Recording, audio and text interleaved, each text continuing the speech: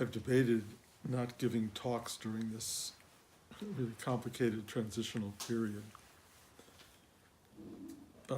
Those of you who are listening to this talk who don't want to hear more about all of what Blanche and I are going through in this time probably should just turn it off now. You don't need to listen. The lessons deepen, but they're the same lessons, and they are very very personal, I think very helpful to people going through what you call life changes.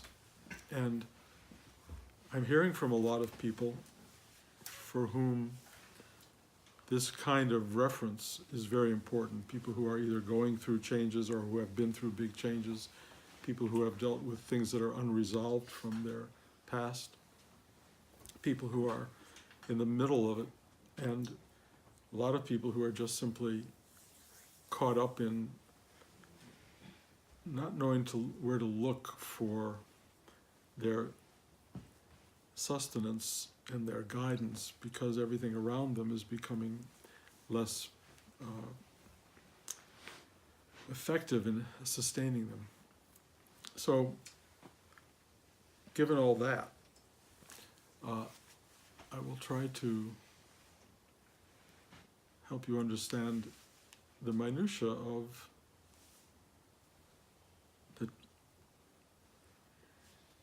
the deepening transformative experience that is occurring. I'll begin with a story.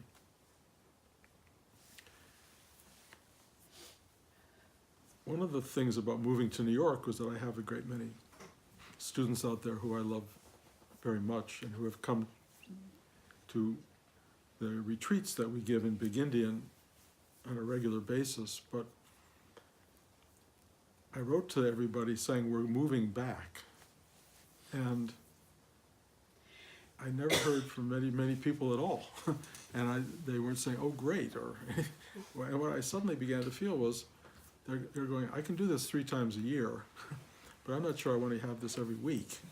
And I don't know if that's really true, but if that is true, first of all, to all of you in New York, my apologies.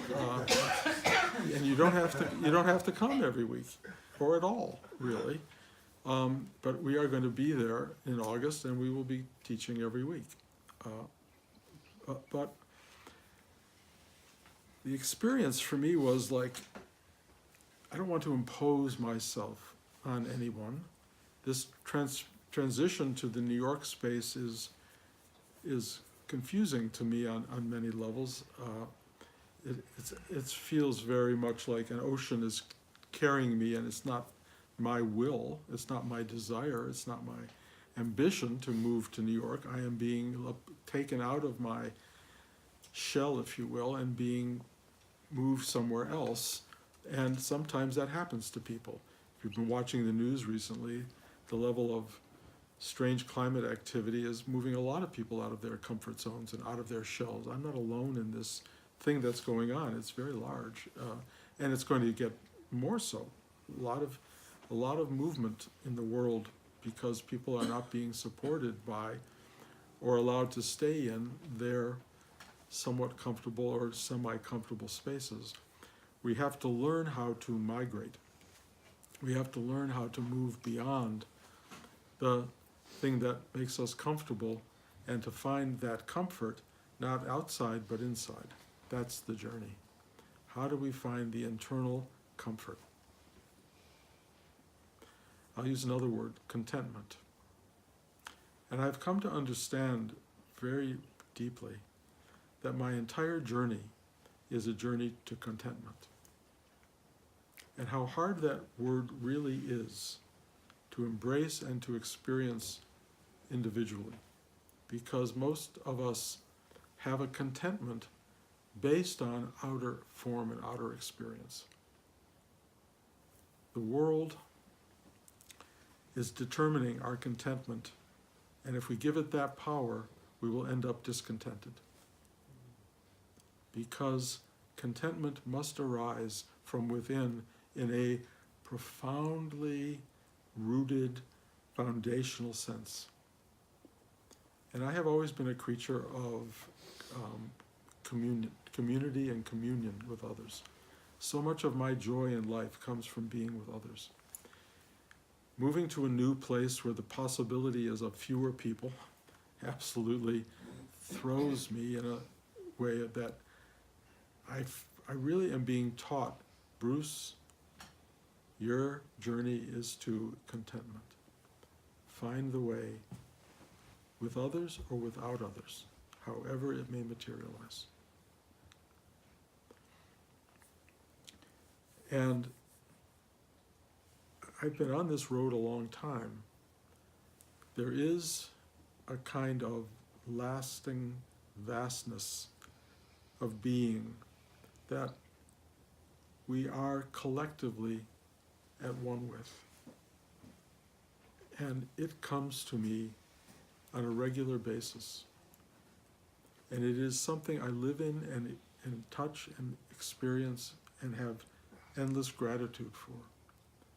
But it has always come in this lifetime with the trappings of comfort.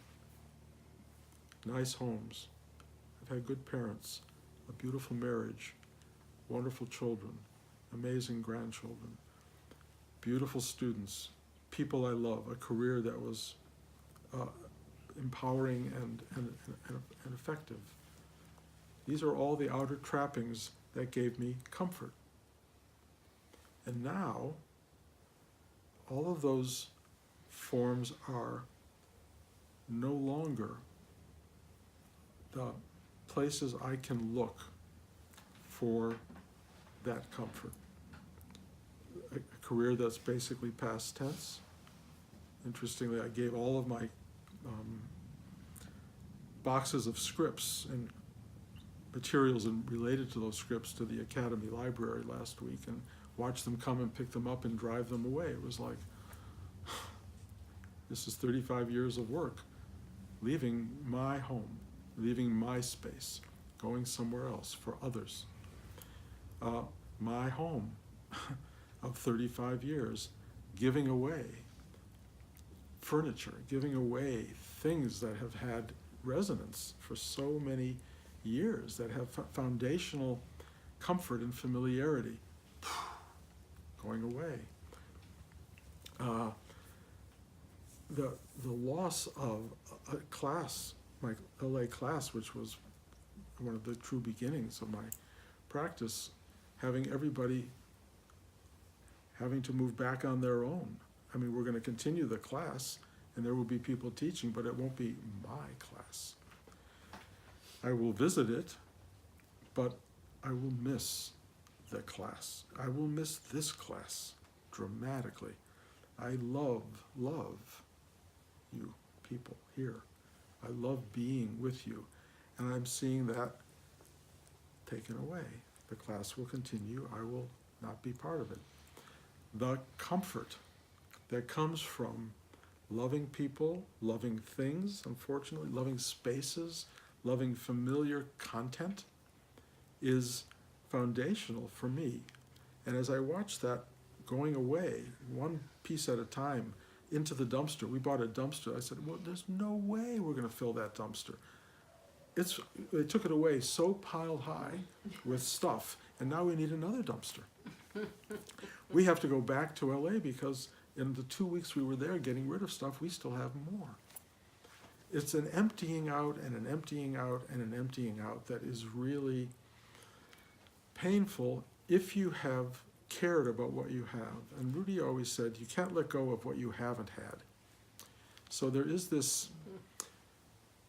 there are people who don't have as much, not that they don't have an attachment, but the truth is, the more you are attached to and the more you have to let go of, the more that muscle will express itself, the more you will learn about who you are, what you've come from, what you care about.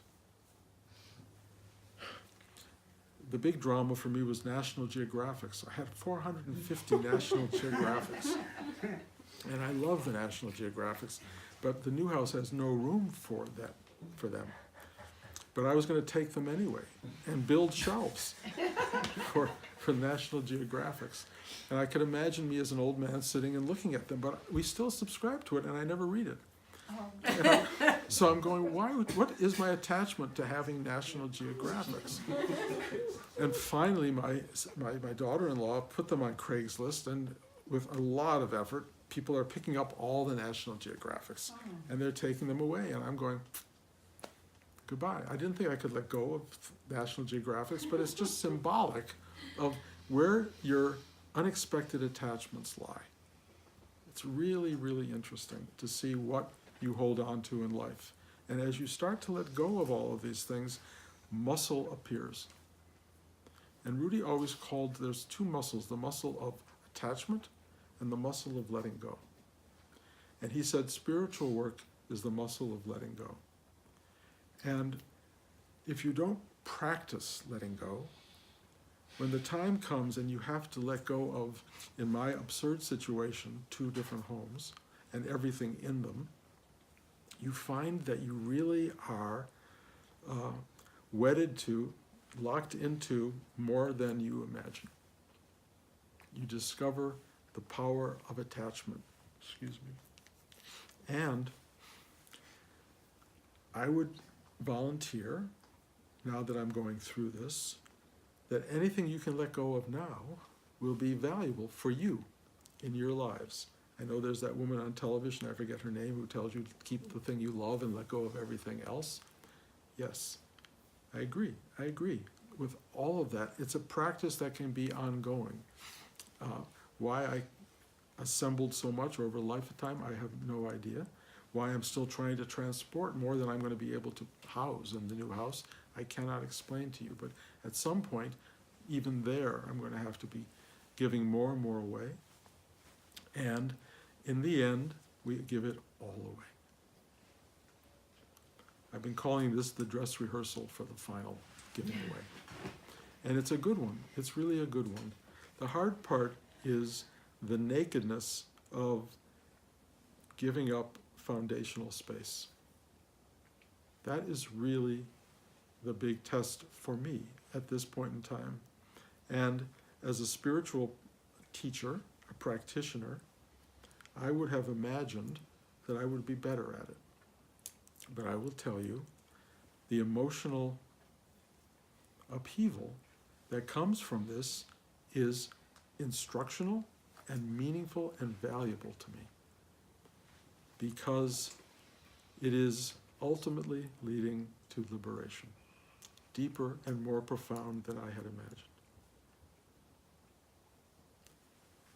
That's all I can say. And I keep getting these strange affirmations, that because life is becoming more and more bizarre, of you're doing the right thing. Tell you a story. This week, Blanche and I went to a magic show. Tickets we've had for a long time in Los Angeles, and I didn't really want to go because we were so busy and had no time. But Joshua and his wife Evan went the night before because he really wanted to see it, and he loved the show. And at the show, the magician gave him 4 aces and had him sign his name on all of them. And he signed his name and put them in his pocket. At the end of the show, the magician came over to him and said, "Give me your 4 aces." And he pulls them out of his pocket. There's only 3. He said, "Where's your 4th ace?" And Josh had no idea. He looked everywhere. And he said, "Oh, I think I see it over there." And there was a bottle of rum, completely solid on the back wall of the set. And the guy walks over to it and brings it back, and inside the bottle of rum is Joshua's ace with his name on it. And of course, you know, it was pretty phenomenal trick. I have no idea how he did it. Josh brought the bottle of rum home, and we sat around trying to figure out how could that happen. And my job was to go the next night and see what they did. So we go the next night, and we're sitting in the front row, Blanche and I, and a woman at the end of the aisle comes running over to me and goes, "Bruce, Blanche." And she is an old student who I have not seen in years. And she used to come to class with a little boy named Joe, who would sit on the couch all during class. it turns out he's sitting next to me. He's now 6'3", and he's a music student or theater student at NYU. This student, Michelle Fieldroso, she now lives in Millbrook, New York, which is about 20 minutes from our new house. And she said to me, I have been wanting to come back to class so badly. I've been wanting to go to class, but we moved to New York, and I'm so sad that we're so far away, da-da-da-da-da. And then she told me that her mother, who was sitting next to her son, also came to class, which I did not remember. And she created this sense of warmth, and that she would be coming to class. And also, the woman who's the head of the class in LA when we're not there, Jackie Parker, is also moving to New York to be with her mother, who's very old, and she'll be living very close to us. Jackie is a teacher, and this woman also studied with Jackie. And so suddenly she heard Jackie was coming. It was like, oh my God, everybody's coming to her.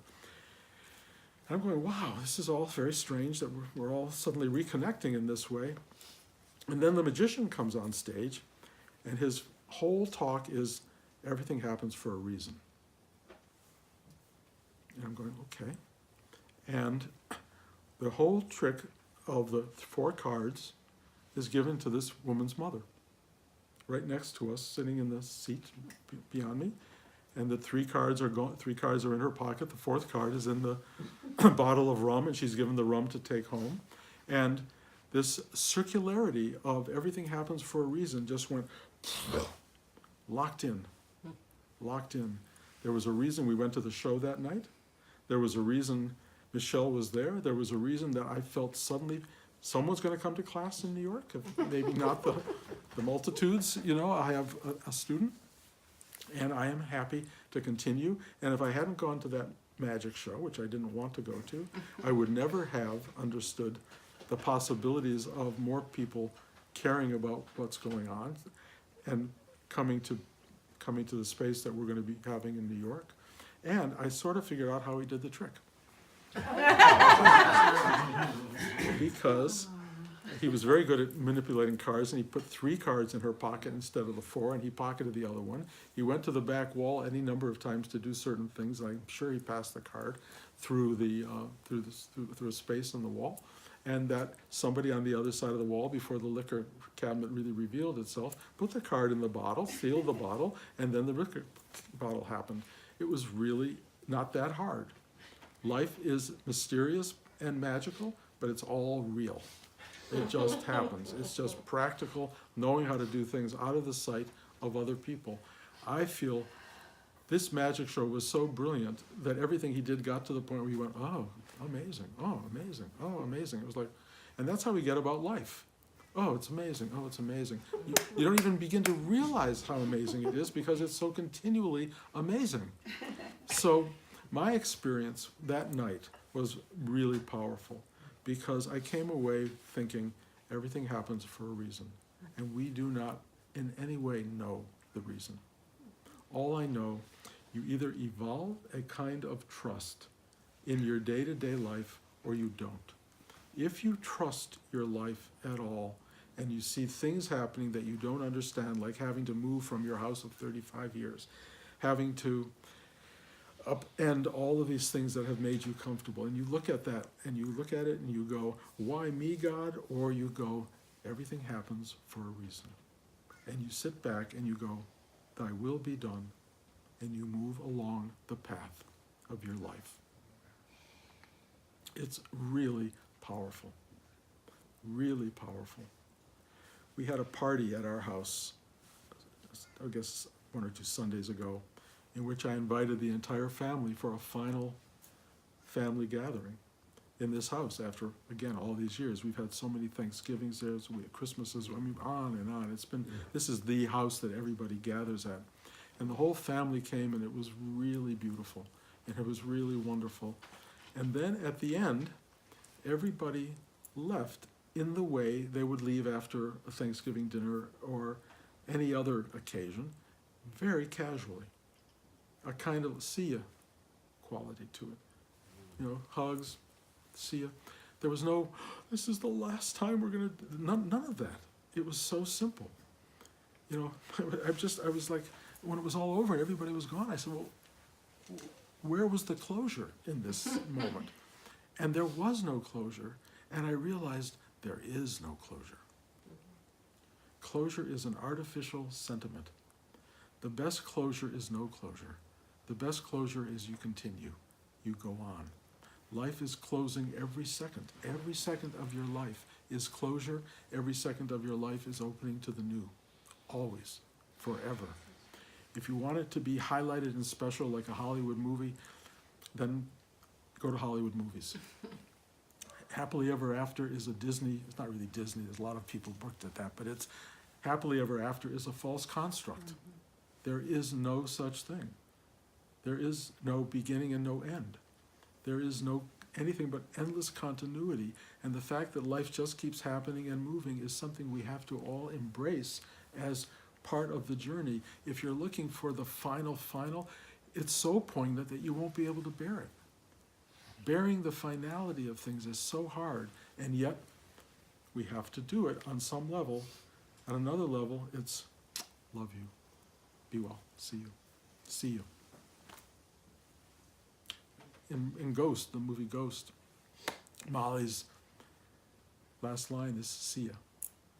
And I always love that, because it's so casual, it's so over the border to somewhere else. It's such an unknown, it's such an act of belief and faith. But it was so comforting. See ya. And that's kind of how I feel about all of this. All of these things are coming to an end. There are new beginnings. I don't know what they are. They feel constrained to me and compacted, and I don't have enough breathing room at the new house for my sense of who I am, and may never come. I may have to learn to live in smaller, more constrained circumstances, which again, interestingly, the outer is not the mirror of the inner. You can have an expansiveness of being so beyond the physical containment of your life. And that's a lesson I have intellectually. Next year, you'll hear another talk, and maybe it will be that the size and the surroundings do not matter. I think all of you may already know that. But I am physically, biologically learning that as I go. That the real space of life, the real existence of life is uncontainable. The space you live in is a temporary shell. And if you are a migrating entity like a human being, like a snail or whatever moves from clam from shell to shell, there are those really complicated periods, I've talked about them probably now for the last 2 months, of leaving one shell and crawling through the sand, and all these other animals are looking to see if maybe you're edible. And you're moving to the next shell, which may be half the size of the old shell, but it will be another confined space. But the reality is the space you live in is oceanic. It's vast. It's massive. We all live in a massive space. It is our home. We all know that our home is, in this world right now, under some kind of transforming dynamic. Something is going on worldly so that our larger home is not being as comfortable as our interior homes. And there's a question about what we do about that. And I live with that question a lot. It's just part of my being. But the last however long, I have not been sleeping well. Most people I know as they get older have trouble sleeping. I, for the longest time, did not have trouble sleeping, and then about 6 months ago, it all hit me, and it was like, wow, I can't stay asleep. Things are waking me up, and then the idea of moving caused a kind of internal thing that would wake me up and keep me up, and I would keep trying to find ways to fall back asleep, and everyone you know over 70 has mechanisms for sleeping, whether you do a Kindle or whether you go for a walk or whether you lie there and struggle. My thing was to lie there and struggle and find a way to peacefully get back into sleep. The other night, I was told by whatever forces are playing here, sit up and meditate. I wanted to sleep so badly, but I sat up and I just started to do my meditation. And then it started to direct me in my meditation. And it was so powerful. It told me to do this.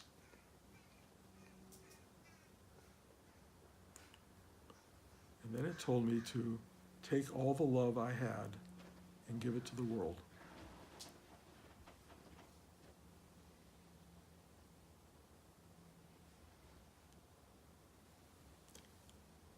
I felt my heart open in such a vast way.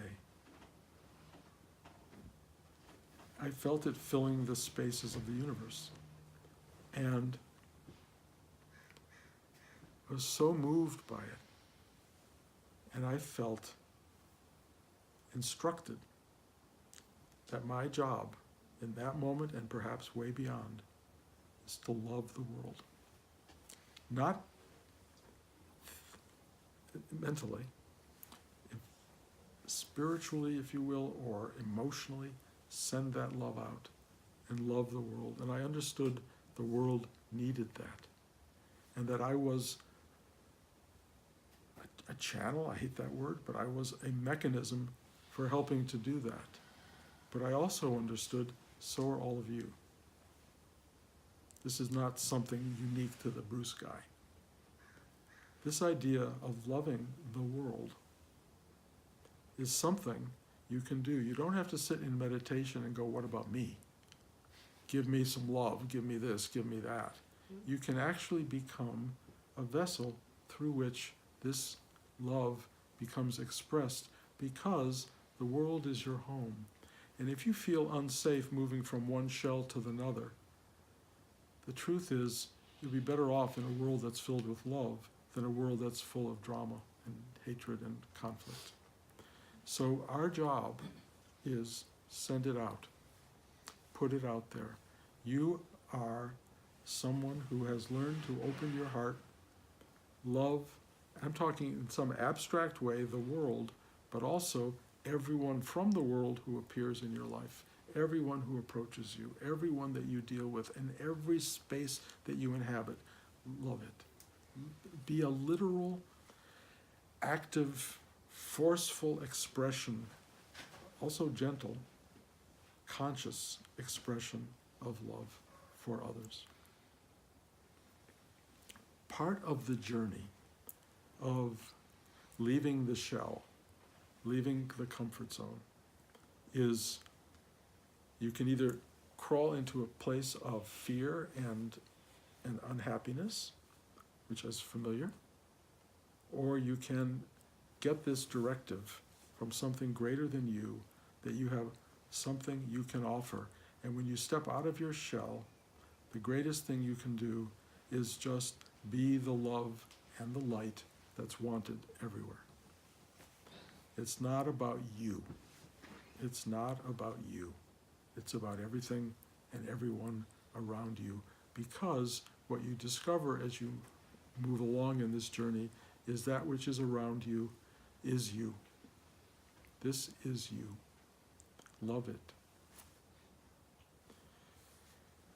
You know, you think you're doing a good job when you're living in your comfortable house, you know, and everything is fine and life is working and the familiar is there and you feel like, you know, everything is good. When they take all that away, which they will do, that's the journey into the depth and truth of your practice. Can you do this? Can you be a loving force when everything is taken away? And I don't mean everything, because you'll still have water, you'll probably still have some food for a while. You know, life will give you something until it doesn't. And then when it doesn't, that's when the real core of this teaching comes in. Mm-hmm. Can you sit there in the absence of everything and love it? Just still love it. And I will tell you, yes, you can. You can. And you will. You will. Even as it's all taken away, you will go,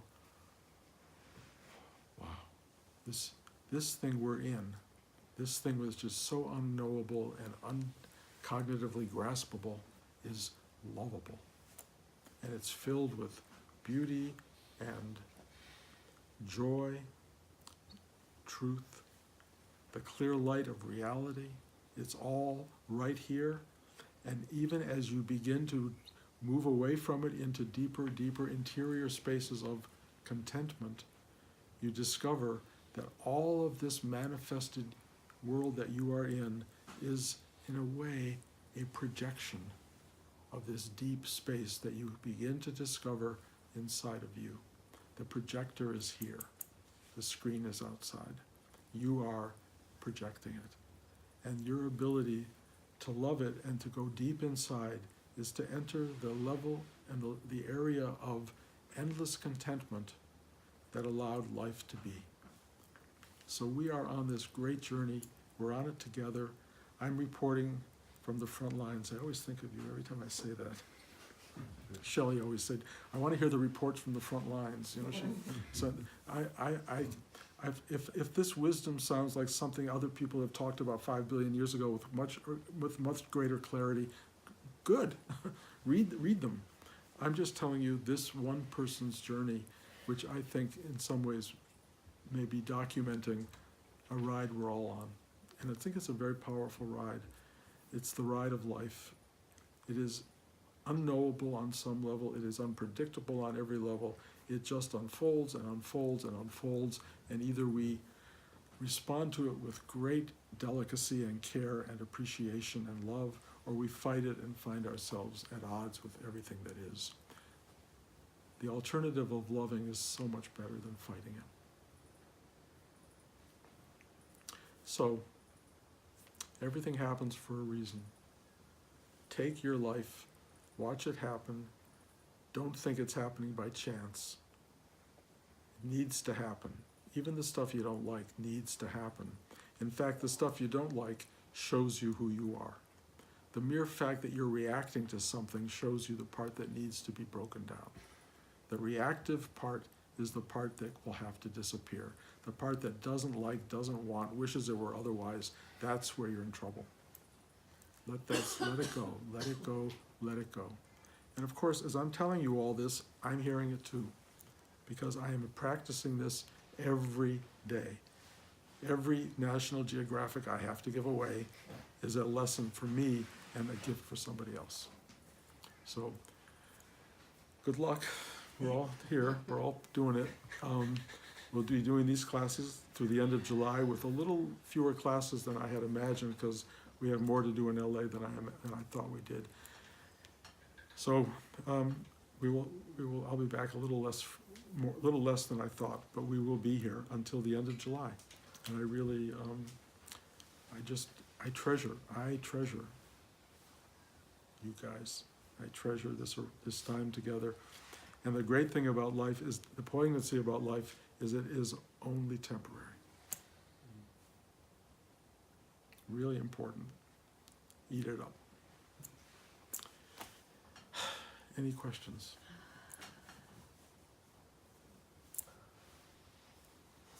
I was going to ask, how do you know when all you have is somebody bringing you water and that you will love the world? And then I remembered delivering oxygen to people. One of my first days, I wasn't supposed to ask what somebody was doing, and this was early in the AIDS kind of, and the person said, I woke up today and I was very grateful, and it blew me away. So I guess I got that answer. But how do you as Bruce know that you can be and will be grateful for the magic of the world, even in those kind of seemingly... Just by listening to you talk right now.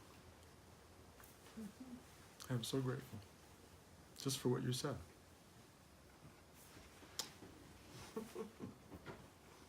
That's what does it. I'm telling you, that's what does it. There are simple things, there are hard things that are going on right now. Every one of the hard things makes me understand, first of all, how hard it is for so many people. So compassion just explodes into your life. I can barely watch the news, read the news, because the feelings that I have are so intimately connected to everybody. It's just the world. This is us. This is our world. And it's, I mean, in the next years I'll be talking about a lot more of this, because we need to spread this out there. This love that we are learning to manifest needs to be in the world. It's not like it's a sweet, nice thing to do, there's a lot of pain, and there will be more, and we have roles to play if you want to. But if nothing else, share it with the people closest to you. Do the best you can. Be the light. And it's really, really important. And I feel I'm being taught a lot right now. I thought I had been taught. I thought I had all the answers. Now I know I don't have the answers other than the things that come out when I speak, or when they start to address you, they're addressing me as well. And I'm learning and learning and learning. And the experience itself that I am going through right now is wildly powerful, just beyond powerful. Somebody listened to this talk that I gave last week and said it was all bad karma because of things I had done in past lives, and I was losing everything because I had done terrible things. And I really don't know if that's the case, or that I had let somebody teach who had been shouldn't have been teaching. All I know is I don't have answers for all of this, but I'm just feeling everything happens for a reason. And that reason in my life has always been, from early on, to find out who I am and share that with people and help other people do the same thing. And the great thing about finding out who you are is that you'll never understand it. You'll never get it because it's not gettable. But you will know that you are. You know, right at this moment, it's hard to put it into words, but you know that you are. You know you're here. The light that's shining in, the sunlight that we call it, which I love now, the clear light of reality. This is very real. This is beyond. This is not, it's dreams perhaps, but it's so imbued with immediacy and reality and truth that it is unquestionably real. That's phenomenal. And it will keep being that. And how you interact with and dialogue with this reality that cannot be comprehended, but trusted and loved and shared on some level, that's the journey into the pure heart of the human experience. And the human experience is a gift beyond comprehension. And I get that. Even in the worst moments, and I have some moments now that are like jabs to the heart of like, how can I lose that? How can I walk away from this? And it's so painful. And yet, I know this is happening for a reason. And I am trusting it, and I'm taking the next step. I'm going for lots of walks. Blanche and I go for these walks up in the hills. They're sunset walks. The sun is going down. The sky is beautiful. The earth is solid. It's holding us. We're holding hands. We're having our 50th wedding anniversary in two and a half weeks. We don't even have time to celebrate it. I was trying to say yesterday, which deli should we go to? Because we have no time to do anything. We're just going to have an anniversary, 50 years. It's like a big deal, but it's also like people leaving your house after a party. Like, why should it be different? Why should it be different? It's what it is. 50 years is a demarcation. We know it. We've held it together for 50 years. I'm telling you, anyone of you who pull that off, it's a really interesting achievement. Worth it on every level, but effortful.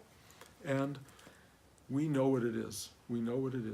And the party I would like to have, my one son will be up north, my other son will be in New York, my family is dispersed all over the place. We're not celebrating with the world. We celebrate it together. And we're just learning these kinds of lessons right now. We're learning and learning and learning. It's really potent time. I never knew I could work this hard. While I'm talking, that's why I just keep blabbering. But when I came back from India, and I was 23 or 4 years old, 1967, I went into a state of profound depression. I read a magazine article, Esquire magazine, that there were too many people in the world and the world would not survive. We couldn't have food for everybody. They didn't even know yet about climate change. They didn't know about all these other things. And I got totally depressed. I was staying in a friend's apartment, and I didn't want to move. I didn't go anywhere. I just sat there, and he didn't know what to do with me. But he was on the third floor of a walk-up loft, and they delivered all of this wood that had to be taken upstairs, and the people who delivered it did not take it upstairs. And he said, Bruce, please, can you help me carry this wood upstairs? 3 flights of stairs with these timbers. I said, sure. And I went downstairs, and every timber I lifted up and carried up 3 flights of stairs. My depression went further and further and further away. And I discovered work is the answer to depression. Work is the answer to despair. Pure effort, touching the earth, doing things, creating, building. This is how you overcome the sadness and depression of life. And when we were in LA the last 2 weeks, we did not stop working. 12 hours a day, boxing things, taking them out to the dumpster, finding more things, boxing more things, taking them out to the dumpster. On and on, rides to Goodwill, rides, I mean, it was unbelievable how much energy you have. And I do all these, I walk every day and I have my steps to get in. So if I didn't get all the steps in after I did all of this, I walked on the treadmill or I got on the bicycle and kept going. And I kept saying, where's your energy coming from? It comes from making an effort. If you make an effort, you can make an effort. If you just sit back and go, oh, woe is me, nothing happens, and depression goes, takes you down. Working effort is really powerful. So I really recommend, if things are not going well for you, go for a long walk, a hard walk, build something, do something, take on something, and it will turn your life around. It really has that power. So I feel like I'm giving you all these little pointers from all over this place, but the reality is it's your life. You're in charge. How you react to what's going on is up to you. Meditation will give you what I would call a perspective, a still-pointed perspective that lets you look at your life and make really smart choices from a quiet space. It will guide you through life. It will tell you, go for a walk. It will tell you, build something. It will direct you. It's there to help you live your life, and you have to pay attention. And if you do, life will be full and fulfilling and remarkable and something, I mean, my life has been beyond anything I could have ever conjured or dreamed. And it also, I thought I would end up with more stuff, I guess. I could have it all. They're saying, no, you cannot have it all, and in fact, you can't have any of it. Not that we didn't know that. They've always said that, you can't leave with anything. But as they start taking it away, you have to do a bargain with life. You have to go, I get it. This was a loan. They loaned us this experience. We had this experience for a period of time. We filled it with everything we could, and now it goes away, and you leave with the way you came, with nothing. That's, nothing new here. But as you learn it individually, it's your lesson now. It's not the lesson you've learned that other people have learned. It's the lesson that you've intuited, and now you know something. And that's a lesson that I'm learning. And if it's such a basic lesson, you feel you know it all, don't listen to me. I would say, you don't need me. Learn it on your own, and you will. Is that enough? Anybody else? Any questions? Okay. Thank you guys for coming. We will be here next week. And then it gets a little more complicated, but and we'll be here for some out of July. Send out a notice. Thank you guys. I so appreciate your being here.